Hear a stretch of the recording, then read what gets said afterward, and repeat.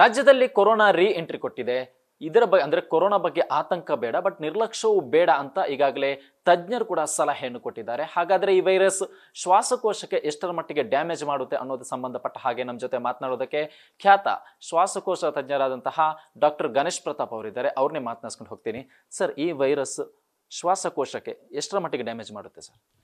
So ಈಗ ನೀವು COVID-19 ಮುಂಚೆ ಏನು ನೋಡಿದ್ರಿ, ಅದೇ ಥರ ಅದರದ್ದೇ ಆದಂತಹ ಒಂದು ವೇರಿಯಂಟ್ಸ್ ಬರ್ತಾನೆ ಇರ್ತವೆ, ಪ್ರತಿ ವರ್ಷ ಬರ್ತಾನೆ ಇರ್ತವೆ. ಸೊ ಈ ಥರ ಪೀಕ್ಸ್ಗಳು ಬಂದಾಗ ಈ ಪ್ರೀ ಎಕ್ಸಿಸ್ಟಿಂಗ್ ಲಂಗ್ ಡಿಸೀಸ್ ಇರೋರು, ಅಂದರೆ ಅಸ್ತಮಾ, COPD, ಲಂಗ್ ಕ್ಯಾನ್ಸರ್ಸ್, ಈ ಥರದವರು ಸ್ವಲ್ಪ ಮುಂಜಾಗ್ರತೆಯನ್ನು ತಗೋಬೇಕಾಗುತ್ತೆ. ಏನದು ಮುಂಜಾಗ್ರತೆ? ಸೊ ಇವ್ರಿಗೊಂದು ನಾವು ಪ್ರತಿ ವರ್ಷ ಪ್ರಿವೆಂಟಿವ್ ವ್ಯಾಕ್ಸಿನ್ ಅಂತ ಅಂದ್ಕೊಡ್ತೀವಿ. ಏನದು? Flu vaccine, normal flu. ಯಾಕೆ ಇದನ್ನು ಕೊಡ್ತೀವಿ ಅಂತಂದರೆ, ಈ ಕೋವಿಡ್ ವೈರಸ್ ಆಗಲಿ ಯಾವುದೇ ವೈರಸ್ಗಳಾಗಲಿ, ಇದೊಂದು ಶಿಥಿಲ ವಾತಾವರಣ, ಮಾನ್ಸೂನ್ ಸೀಸನ್ ಆ ಥರ ಏನಾದರೂ ಬಂದಾಗ ಸೊ ಏನಾಗುತ್ತೆ, ಅದು ಆಂಟಿಜೆನಿಕ್ ಶಿಫ್ಟ್, ಆಂಟಿಜೆನಿಕ್ ಡ್ರಿಫ್ಟ್ ಅಂತ ಹೇಳ್ತೀವಿ. ಅದ್ರ ಸ್ಟ್ರಕ್ಚರ್ ಚೇಂಜ್ ಮಾಡಿಕೊಂಡು ಬೇರೆ ರೂಪದ ಮೆಕ್ಯಾನಿಸಮಲ್ಲಿ ನಮ್ಮನ್ನು ಅಟ್ಯಾಕ್ ಮಾಡೇ ಮಾಡುತ್ತೆ. ಸೊ ಅದಕ್ಕೆ ನಮಗೆ ಆ್ಯಂಟಿಬಾಡೀಸ್ ಡೆವಲಪ್ ಮಾಡ್ಕೊಳಕ್ಕೆ ಒಂದು ವ್ಯಾಕ್ಸಿನ್ ಕೊಡ್ತೀವಿ. ಈ ವ್ಯಾಕ್ಸಿನ್ನ ಫ್ಲೂ ವ್ಯಾಕ್ಸಿನ್ ಅಂತ ಕರಿತೀವಿ. ಪ್ರತಿ ವರ್ಷ ಚಿಕ್ಕ ಮಕ್ಕಳಿಂದ ಹಿಡಿದು ವಯಸ್ಸಾದವ್ರಿಗೆ, ವಯೋವೃದ್ಧರಿಗೆ ಎಲ್ಲರಿಗೂ ಕೊಡ್ತೀವಿ. ಆ ಥರ ಈ ನಮ್ಮ ಪ್ರೀ ಎಕ್ಸಿಸ್ಟಿಂಗ್ ಲಂಗ್ ಡಿಸೀಸ್ ಇದ್ದವ್ರು, ಆಸ್ತಮಾ, COPD, ಅವ್ರಿಗೆಲ್ಲರಿಗೂ ಮುಂಚೆನೇ ಹೋಗಿ ಒಂದು ವ್ಯಾಕ್ಸಿನ್ ಹಾಕು. ಎರಡನೇದಾಗಿ ಪ್ರಾಮುಖ್ಯವಾಗಿ ಅವರು ಮನೆಯಲ್ಲೇ ಅವರು ಮನೆಮದ್ದುಗಳನ್ನು ತಯಾರಿಸ್ಕೋಬೋದು. ಅಂದರೆ ಈಗ ಕಷಾಯಗಳು ಮುಂಚಿತವಾಗಿ ನಾವು ಟರ್ಮರಿಕ್, ಈಗ ಒಂದು ಏನೇನು ಹೇಳೋದು, ಅರಿಶಿಣ, ಕಷಾಯಗಳು ಏನು ಮಿಶ್ರಿತವಾಗಿರಬೇಕು? ಅರಿಶಿಣ, ಶುಂಠಿ, ಹನಿ, ಮತ್ತು ತುಳಸಿ, ಮತ್ತು ಲವಂಗ, ಲಾಂಗ್ ಪೆಪ್ಪರ್ ಅಂತ ಕೇಳ್ತೀವಿ, ಹಿಪ್ಲಿ, ಈ ಥರ ಮಿಶ್ರಣವುಳ್ಳ ಕಷಾಯಗಳನ್ನು ಯೂಸ್ ಮಾಡ್ಕೋಬೇಕು. ಮತ್ತು ಅವರು ಮನೆಯಲ್ಲಿದ್ದಾಗ ಸ್ವಲ್ಪ ಬೆಚ್ಚನೆ ಆದ ವಸ್ತ್ರಾಭರಣಗಳನ್ನು ಹಾಕ್ಕೋಬೇಕು. ಏನಂತಂದರೆ ಶಾಲು ಅಥವಾ ಕಿವಿಯನ್ನು ಮುಚ್ಕೋಬೇಕು. ಅಥವಾ ಅವರಿಗೆ ಈ ಕ್ರಾಸ್ ವೆಂಟಿಲೇಷನ್ ಇದ್ದಲ್ಲಿ ಸ್ವಲ್ಪ ತಮಗೆ ಬೆಡ್ಶೀಟ್ಸ್, ಬ್ಲ್ಯಾಂಕೆಟ್ಸ್ನೆಲ್ಲ ಚೆನ್ನಾಗಿ ಹಾಕೋಬೇಕು. ಈಗ ಕೆಳಗಡೆ ಡೈರೆಕ್ಟಾಗಿ ಮಲಗಿಬಿಟ್ರೆ ಎದೆಗೇನೆ ಶಿಥಿಲವಾದ ವಾತಾವರಣ ಅವ್ರಿಗೆ ಬಂದುಬಿಟ್ಟು ಅವರಿಗೆ ಫ್ರೀಸ್ ಆಗಿಬಿಟ್ಟು ವೈರಸ್ಸು ಬೇಗ ಉಂಟಾಗೋ ಚಾನ್ಸಸ್ ಜಾಸ್ತಿ ಇರುತ್ತೆ. ಮೂರನೇದಾಗಿ ಈ ಕ್ರೌಡೆಡ್ ಏರಿಯಾಸ್, ಎಲ್ಲಾದರೂ ಈಗ ಪಿಲಿಗ್ರಿಮೇಜ್ ಅಂದರೆ ದೇವರು ದಿಂಡ್ರಿಗೆ ಹೋಗ್ತಾ ಇರ್ತಾರೆ, ಅಥವಾ ಕ್ರೌಡೆಡ್ ಇದಕ್ಕೆ ವೆಕೇಷನ್ಸ್ಗಳಿಗೆ ಹೋಗ್ತಾ ಇರ್ತಾರೆ. ಈ ಥರ ಎಲ್ಲಾದರೂ ಹೋಗಬೇಕಾದ್ರೆ, ಕ್ರೌಡೆಡ್ ಏರಿಯಾಸ್ಗೆ ಹೋಗಬೇಕಾದ್ರೆ, ಟೆಂಪಲ್ಸಿಗೆ ಹೋಗಬೇಕಾದ್ರೆ, ಈ ವಯೋವೃದ್ಧರು ಎಲ್ಲರೂ ಅವ್ರದ್ದೇ ಆದಂತಹ ಒಂದು ಮೆಡಿಕಲ್ ಕಿಟ್ನ ರೆಡಿ ಮಾಡ್ಕೊಂಡು ಹೋಗಿರಬೇಕು. ಅವರು ಆ ಮೆಡಿಕಲ್ ಕಿಟ್ಟಲ್ಲಿ ಇನಿಷಿಯಲ್ ಅವರಿಗೆ ಪ್ಯಾರಾಸಿಟಮಾಲ್, ಆ್ಯಂಟಿವೈರಲ್ ಈ ಥರ ಮೆಡಿಸಿನ್ಸ್ನ ಇಟ್ಕೊಂಡಿರಬೇಕು.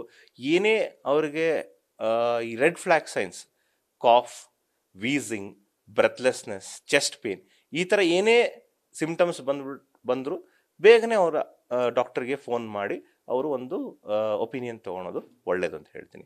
ಸೊ ಇಡೀ ಕೋವಿಡ್ ವೈರಸ್ ಏನು JN1 ಅಂತ ನೋಡ್ತಾ ಇದ್ದಾರೆ, ಅದ್ರ ಬಗ್ಗೆ ಎಲ್ಲರೂ ಅರ್ಥ ಮಾಡ್ಕೋಬೇಕು ಹೊರತು ಭಯಭೀತರಾಗೋದೇನಿಲ್ಲ. ಯಾಕಂದರೆ ಅಷ್ಟು ಸೀರಿಯಸ್ ಎಫೆಕ್ಟ್ ಏನೂ ಆಗೋದಿಲ್ಲ. ಈ ಸಾರಿ, ಈ IRI ಅಂತಂದರೆ ಎಲ್ಲರಿಗೂ ಇನ್ಫೆಕ್ಷನ್ ಬರುತ್ತೆ, ಬಟ್ ಯಾರು ಸೀರಿಯಸ್ ಏನೂ ಆಗೋದಿಲ್ಲ. ಕೆಮ್ಮು, ನೆಗಡಿ, ಜ್ವರ ಆ ಥರ ಇನ್ಫೆಕ್ಷನ್ ಬಂದಾಗ ನಿಮಗೇನಾದರೂ ತೊಂದರೆ ಇದೆನಾ ಅಂತ ಟೆಸ್ಟ್ ಮಾಡಿಸ್ಕೋಬೇಕು. ಅದು ಬಿಟ್ಟು ಅದ್ರ ಬಗ್ಗೆನೇ ಭಯಭೀತರಾಗಿರೋದು ಅವಶ್ಯಕತೆ ಇಲ್ಲ ಅಂತ ಹೇಳ್ತೀನಿ.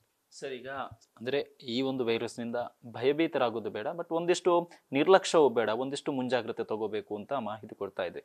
ಹಾಗಾದರೆ ಈ ಶ್ವಾಸಕೋಶ ಏನು ಸಮಸ್ಯೆಯಿಂದ ಬಳಲ್ತಿರೋರು ಈ ಟೈಮ್ನಲ್ಲಿ ಏನು ತಪ್ಪು ಮಾಡಬಾರ್ದು ಸರ್?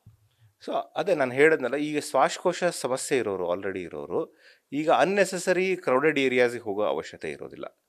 ಅಲ್ಲಿ ಈಗ ಅವ್ರೇನಾದರೂ ಪ್ರೀ ಟ್ರಿಪ್ ಪ್ಲ್ಯಾನ್ಸ್ ಮಾಡಿದರೆ, ಕ್ರೌಡೆಡ್ ಏರಿಯಾಸ್ಗೆ ಹೋದರೆ, ಬೀಚ್ ಏರಿಯಾಸಿಗೆ ಅಥವಾ ಈ ಟೆಂಪಲ್ ಕ್ರೌಡ್ಸಿಗೆ ಏನಾದರೂ ಹೋಗಿದ್ರೆ, ವೈರಸ್ಗಳು ಯಾವುದೇ ವೈರಸ್ ಆಗಲಿ ಬೇಗ ಹರಡೋ ಚಾನ್ಸಸ್ ಇರುತ್ತೆ.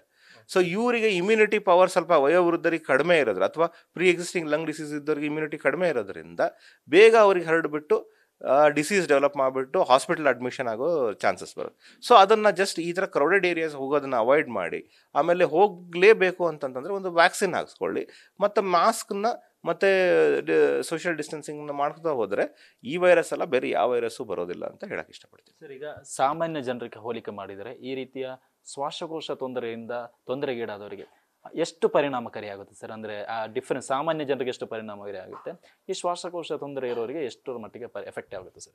ಸೊ ಶ್ವಾಸಕೋಶ ಮುಂಜಾಗ್ರತೆಯಾಗಿ ತೊಂದರೆ ಇದ್ದವರು ಅವ್ರ ಲಂಗ್ ಕೆಪಾಸಿಟಿ ಕಡಿಮೆ ಇರುತ್ತೆ, ಅವರಿಗೆ ಏರ್ವೇಯಲ್ಲಿ ಬ್ರಾಂಕೋಸ್ಪಾಸಮ್ ಇರುತ್ತೆ, ಏರ್ವೇ ಕನ್ಸ್ಟ್ರಿಕ್ಷನ್ ಆಗೋ ಚಾನ್ಸಸ್ ಇರುತ್ತೆ.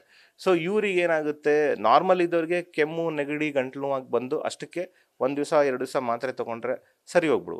ಆದರೆ ಪ್ರೀ ಎಕ್ಸಿಸ್ಟಿಂಗ್ ಲಂಗ್ ಡಿಸೀಸ್ ಇದ್ದವರಿಗೆ ಅವ್ರ ಲಂಗ್ ಕೆಪಾಸಿಟಿ ಕಡಿಮೆ ಇದ್ದಿದ್ದಕ್ಕೆ ಅವ್ರಿಗೆ ಹಾಸ್ಪಿಟಲ್ ಅಡ್ಮಿಷನ್ ಅವಶ್ಯಕತೆ ಬೀಳ್ಬೋದು, ಅವರಿಗೆ ICU ಅಡ್ಮಿಷನ್ ಅವಶ್ಯಕತೆ ಬೀಳ್ಬೋದು.